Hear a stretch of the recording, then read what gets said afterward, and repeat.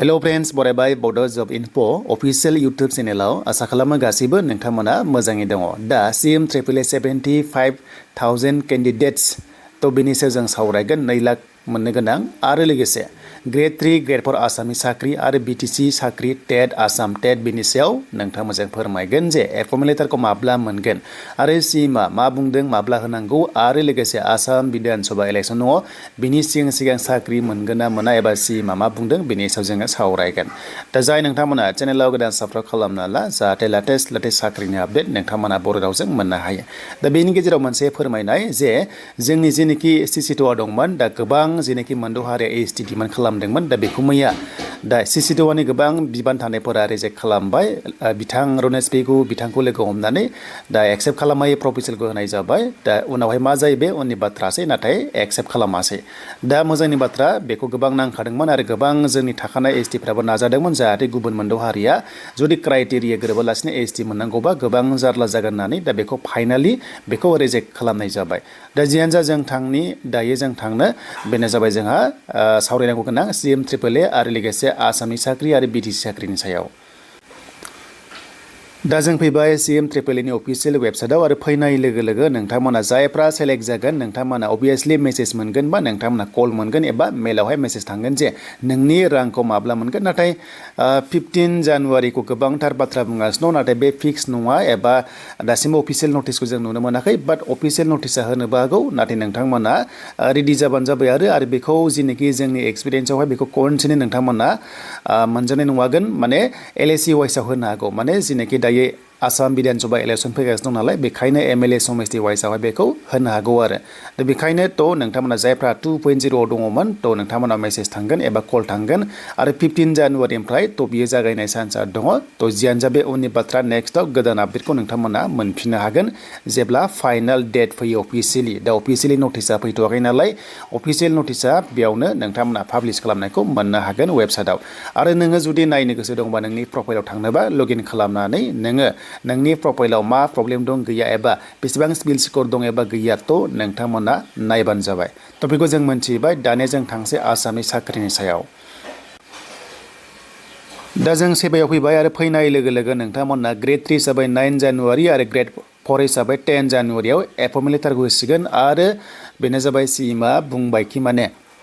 MCCनि सिगां जि दङ डिपार्टमेन्ट्स टेटआवबो दङमोन दा बिनि 4,500 DW दङमोन दा बेफोरनि गासैबो एपमेन्ट लेटारखौ बेनो जाबाय 15 फेब्रुवारिनि सिगांनो माने होजोबनो थांखि लादों मानोना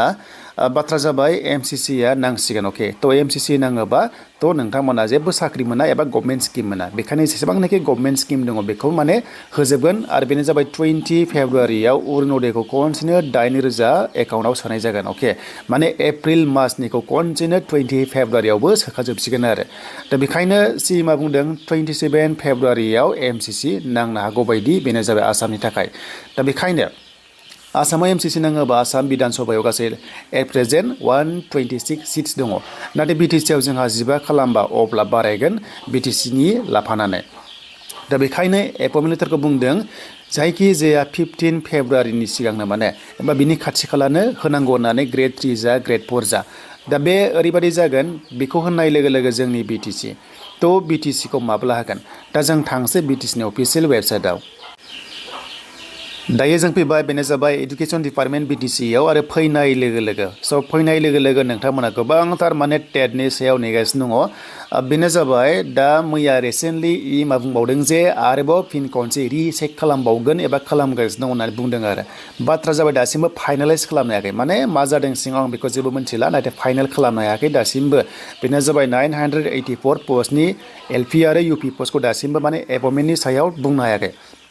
नाथाय बिथांमोना एनिहाव नैबे जानुवारियाव बुंदोंमोन नाथाय बिथांमोननि स्टेटमेन्टखौ नायबाय थायोब्ला स्ल'निफ्राय स्ल' जागासिनो दङ सिङाव मा जादों जायाखै बे उननि बाथ्रा माने डकुमेन्ट्सफोरखौहाय नायफिनबावदों होननानै बेबादि बिथांमोना बुंगासिनो दङ दा जायखिजाया सीमा एनाउन्स खालामदों जे फेब्रुवारि 15नि सिगां एबा 15नि गेजेरावनो एपमेन्ट लेटारखौ होनांगौ होननानै जुदि होनो हायाब्ला बियो डाइरेक्ट मे आरो जुन जुलाइआवसो जाहैसिगोन मानोना जोंहा इलेक्सनानो एप्रिलाव दङ आरो एप्रिलाव हमना ला इलेक्सन जानानै लास्ट सप्ताह एबा मेनि फार्स्ट सप्तायाव रिजाल्ट मोननानै गोबां माने सरकार दानांगौ बाथ्रा थायो अब्ला सिस्टेमा स्ल' जायो दा बेखायनो सिएमआ थांखि लादों जे फेब्रुवारि दाननि गेजेरावनो जि होनांगौ दङ थ' बिनि एपइन्टमेन्टखौ होनांगौ होननानै दा अब्ला जोङो टेटखौ मिन्थिबाय नाथाय बेनिफ्राय मोनसे मोजां बाथ्राबाव रिसेन्टलि एसएससिनि आन्दाराव बर' मिडियामनि थाखाय गार' मिडियामनि थाखाय मणिपुरिनि थाखाय स्पेसियेल माने टेट जाबावगोन स्पेसियेलि टेट जागोन नाथाय बेवहाय बर' साबजेक्टआ थाथारनांगोन नोंथांमोना दा बिथांमोना माने गोबां थांखि लाबोदों साख्रि होनो आरो दा पस्टआ नेक्स्टआव बेसेबां फैगोन बेखौ बुंनो हाया नाथाय फैगोन टेटआ आसामनि थाखाय बिटिसिआव नङा आसामनि थाखाय दा अब्ला जों मिथिबाय बिटिसिनि हमना ला जोंहा बिटिसिनि रिसेन्टलि सिएसबिआ जोंहा फर्म जाबाय दा सिएसबि फर्म जानायनि माखासे गाइडलाइन्सआबो दङ बेनो जाबाय 1 इयारनि थाखाय होग्रोदों अब्ला बिथांमोननि इंगितआ बिनि सिगनेल होनाया जे 1 इयारनि गेजेराव साख्रिखौ होगोन बेनो जाबाय Gr-3 आरो Gr-4 अके दा सिएमनि बुंनाय बादिब्ला फेब्रुवारियाव होनांगौ नाथाय सिएसबिआ दानि बिटिसि सिएसबिआ फेब्रुवारियाव रिजाल्टखौ एबा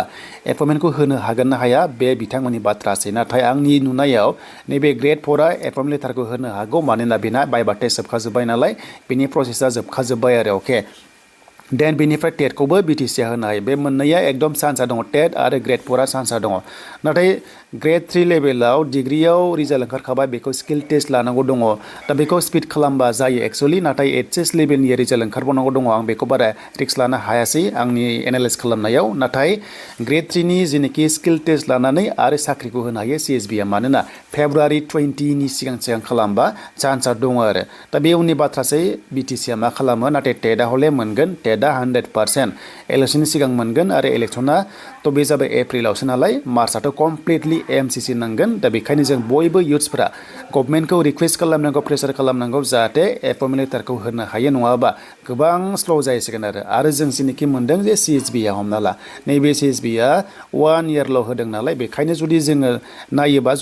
जुदि जास्ट हमना लाबाय जुदि इलेक्सननि सिगां होनो हायाबा नैबे मे आरो